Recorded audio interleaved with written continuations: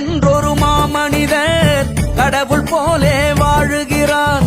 ஏற்றி வைத்த விளக்குகளால் அவர் ஏழை நெஞ்சை ஆளுகிறார். உழைத்து வாழ எங்கள் ஐயா ஒரு நாள் கூட மறந்ததில்லை. களைத்து போய் நின்றால் கூட கனப்பொழுதும் ஓய்வு இல்லை. எளிமைக்கு எங்களையா எடுத்து காட்டு. இந்த உலகத்தில் இவர் போல ஒருத்தர் காட்டு.